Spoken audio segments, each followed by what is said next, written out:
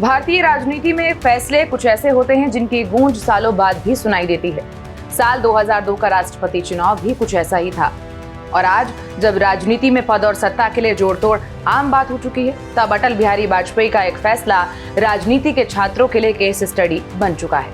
अशोक टंडन, जो उस समय अटल बिहारी वाजपेयी के मीडिया सलाहकार थे, उन्होंने अपनी किताब अटल संस्मरण में उस दौर को दिखाया है और ऐसा सच लिखा है जो बहुत कम लोग जानते थे। नमस्कार, आप देख रहे हैं भारत एक्सप्रेस और मैं हूं आपके साथ अक्षया पाठक। बीजेपी का प्लान साफ था, अटल बिहारी वाजपेयी को राष्ट्रपति भवन भेजा जाए और प्रधानमंत्री की कुर्सी लाल कृष्ण आडवाणी को सौंप दी जाए। पार्टी को लगता था कि बहुमत है, समर्थन है और अटल जी जैसा लोकप्रिय चेहरा राष्ट्रपति पद के लिए सर्वसम्मति से चुन लिया जाएगा। लेकिन यहीं पर कहानी ने एक ऐसा मोड़ लिया जिसकी किसी ने कल्पना नहीं की थी, क्योंकि आडवाणी को पीएम बनाना चाहती थी बीजेपी। कैसे, आपको बताते हैं। बीजेपी का ये प्लान था कि प्रधानमंत्री अटल को राष्ट्रपति भवन भेजकर प्रधानमंत्री की कुर्सी पर बीजेपी के दूसरे सबसे बड़े नेता लाल कृष्ण आडवाणी को बिठाया जाए, लेकिन ये योजना अधूरी रह गई। तत्कालीन प्रधानमंत्री अटल ने ये कहते हुए मना कर दिया था कि बहुमत के आधार पर उनका राष्ट्रपति बनना एक गलत मिसाल कायम करेगा। उनका कहना था कि एक लोकप्रिय प्रधानमंत्री का बहुमत के दम पर राष्ट्रपति बनना भारतीय संसदीय लोकतंत्र के लिए खतरनाक मिसाल साबित हो सकता है।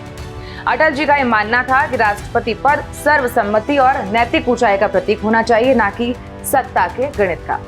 उन्होंने ये भी कहा कि वो ऐसे किसी कदम का समर्थन करने वाले आखिरी व्यक्ति होंगे और यही वो पल था जब लाल कृष्ण आडवाणी प्रधानमंत्री बनते बनते रह गए। इसके बाद अटल जी ने कांग्रेस नेतृत्व से संपर्क किया और राष्ट्रपति पद के लिए आम सहमति बनाने की पहल की। सोनिया गांधी, प्रणब मुखर्जी, डॉक्टर मनमोहन सिंह के साथ हुई बैठक में पहली बार एपीजे अब्दुल कलाम का नाम सामने आया। कलाम एक वैज्ञानिक थे, सभी जानते हैं, राजनीति से दूर, और शायद इसी वजह से सभी दलों के लिए ये स्वीकार्य भी था। अब कांग्रेस नेताओं को वाजपेयी ने जब कलाम का नाम बताया था तो क्या हुआ, देखिए। अशोक टंडन ने अपनी किताब में ये भी लिखा है कि वाजपेयी ने मुख्य विपक्षी पार्टी कांग्रेस नेताओं को आमंत्रित किया ताकि राष्ट्रपति पद के लिए आम सहमति बन सके। जरूरी भी था। उन्होंने लिखा कि मुझे याद है कि सोनिया गांधी, प्रणब मुखर्जी और डॉक्टर मनमोहन सिंह उनसे मिलने आए थे। वाजपेयी ने पहली बार आधिकारिक तौर पर खुलासा किया कि एनडीए ने राष्ट्रपति चुनाव के लिए डॉक्टर एपीजे अब्दुल कलाम को अपना उम्मीदवार बनाने का फैसला किया है। अब बैठक में कुछ देर सन्नाटा छा गया। फिर सोनिया गांधी ने चुप्पी तोड़ी और कहा कि वो इस चुनाव से हैरान हैं। उनके पास उनका समर्थन करने के अलावा और कोई ऑप्शन ही नहीं है, कोई विकल्प नहीं बचा है। लेकिन वो उनके प्रस्ताव पर चर्चा करेंगे और फिर फैसला लेंगे। और यहीं से एपीजे अब्दुल कलाम का राष्ट्रपति बनने का रास्ता साफ हुआ। ये फैसला सिर्फ एक व्यक्ति को राष्ट्रपति बनाने का नहीं था, बल्कि लोकतंत्र की आत्मा को बचाने का भी फैसला था। अशोक टंडन ने अपनी किताब में ये भी लिखा है कि अटल आडवाणी की जोड़ी में मतभेद हो सकते थे, लेकिन रिश्ते में कभी भी कड़वाहट नहीं आई।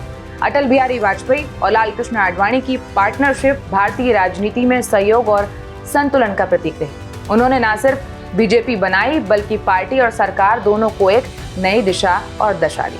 फिलहाल मेरे साथ इतना ही। देखते रहिए भारत एक्सप्रेस।